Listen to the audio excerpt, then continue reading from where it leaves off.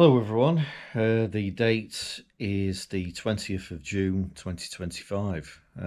So, in this video, I've done this before, this video, but it was on my previous YouTube account, which got removed by YouTube only because I actually uploaded some copyright material.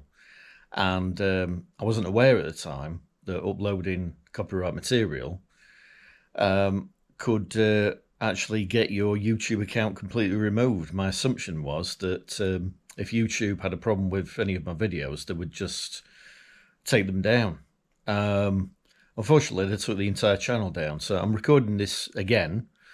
And this is a video about a comparison between the book 1984 by George Orwell and the book Brave New World by Aldous Huxley. So both are kind of in the camp of dystopian novels about the future and how what society is going to be like in the future. The book 1984 by George Orwell, this is kind of a very much well-known book. It's even, despite the fact it was written in 1948, it's still well-known in contemporary society. Partly because of the TV series Big Brother, lending its name from the central character. Well, not the central character. The central character is Winston in 1984. But the kind of demagogue of Big Brother, who is very much like a kind of version of Adolf Hitler. So it's no coincidence that I think a lot of 1984 was based on Hitler and the rise of the Third Reich. After all, it was written only 3 years after World War II ended. What are the differences between the two books? Despite the fact that 1984 is probably the most well-known out of the two, it's one of the most famous books that's ever been written. My personal preference is Brave New World, and I think, to be honest, that Brave New World is a very underrated book. Now, the thing about 1984 is, I think what George Orwell was probably thinking at the time was the way that things had gone with the rise of fascism, in the 1930s and then leading to World War II. This was going to be a trend that might continue, and there would be another despot, another dictator, which would take over not just the country, but the entire world, in fact. It was understandable that he thought that way, and I think he was kind of extrapolating from recent events and making a prediction of the future based on those events. And as such, his novel 1984 is probably the most dystopian, sinister, darkest novel that's ever been written. It's kind of shows what global society is like in an extreme totalitarian state, where the state has not just like a large amount of control over the population, but total control over the population, to the point where it's inescapable, total state control. And there are a lot of people, on the internet, conspiracy theorists, that mention how modern society is turning into, like 1984's become true. And it's probably true that there is a little bit more state influence and control than maybe there used to be. like digital IDs and, our digital footprint that we leave, keeping a record. Well, information being used by advertisers, information being used by the government that's held on the internet about us. Well, firstly, we give that information voluntarily, but ultimately, society isn't as anywhere near as state controlled as what it is in that book. So it's very dark and it's very bleak, and it probably shows the most depressing potential reality of the future that one could possibly imagine. One that I don't think is ever going to actually become manifest.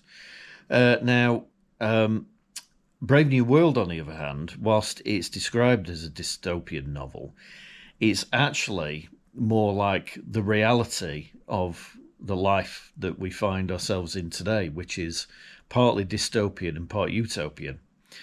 And what I mean by that is that we probably, as a species, have it the best we ever have done. And I'm talking about modern medicine, the fact that we don't need to go out and hunt, like we can just buy food from a supermarket. Yes, we hear a lot of talk about poverty, but poverty as defined today is nowhere near as bad as what poverty would have been defined as in, say, the 17 or 1800s. So we're living longer, we're getting healthier, and we have an entertainment at our fingertips. We can communicate with anyone around the world within a matter of a split second. And that's the utopian part. The dystopian part is that, certainly in British society, things are just gradually getting worse. So it's harder to find a GP that's taking on new patients. It's hard to find a dentist. Things get more expensive, yet they shrink in size. We're getting ripped off. Everything's, getting more overpopulated. There's more violence on the streets. There's more frustration. More chaos, and it's probably going to end in some kind of Armageddon. But this is the balance. Things, in one sense, are better than what they were when I was a kid, and in other senses, they're actually worse. And Brave New World, I feel, reflects that. So it's kind of like everyone has it good in Brave New World, but it comes with a price. And the main interesting thing about Brave New World is how prophetic it is. I mean, basically, a lot of what was depicted in that novel has come true. So the main one that stands out for me is the concept of the drug called Soma. So everyone recreationally takes a drug in Brave New World that's called Soma. And Soma is a happy pill. It makes you happy. So this is kind of, bearing in mind that this novel was written in 1931, this is a prediction of the antidepressants. And although it's not made explicit in the book, reading between the lines, there's an inference that the reality is that underneath it all, the people in this society aren't really happy because they're having to make themselves happy by taking a drug. But they don't realise that they're not happy because they're artificially happy through taking this drug. And everyone takes it. So that's one thing. Now, another thing is there's a concept of promiscuity in there, like a breakdown of, monogamy and marriage. And everyone's just kind of having, casual sex, just purely for the pleasure of having sex. And they don't think twice about polygamy and casual sex. And whilst not everyone in society adheres to that, there's probably been a much bigger rise in that since 1931, in the last 100 years since that book was written. So, yeah, that is something that we probably, wasn't so much happening in 1931, but particularly if you look at you know, the advent of the 1960s and, free love and, you know, um, everything becoming a lot more liberal, sexual liberation, that also did come true to an extent. So we've got people shagging around, taking antidepressants. Um, the other interesting thing is that they talk about eugenics. This is at the start of the book, and it's kind of like designer babies. Now, that's not something that has actually come true yet, but I do believe it will happen. It might be 100, 200 years from now. But genetics, being able to control the human genes and produce humans eradicating illnesses, and again creating designer babies under probably some state controls. Like, for example, you couldn't have too many male babies or female babies because it would upset the nature's balance. But certainly nobody's going anywhere near that for the time being, because even today, it might be 80 years since World War II, but it's only been 80 years in the grand scheme of things. And, that whole concept of building, a perfect race is, people still feel very sensitive about that. But give it a few hundred years when people have forgot all about World War II, that will probably happen again. That will probably happen, full stop. Now, also in Brave New World, there is the concept of but just discarding things, discarding like garments, not repairing them, just throwing them away and buying a new one. And this is kind of reflected in people's attitudes towards other people, hence the sexual aspects of society, which I was referring to earlier on. People can have sex with each other and then, discard them and then move on to the next source of stimulation.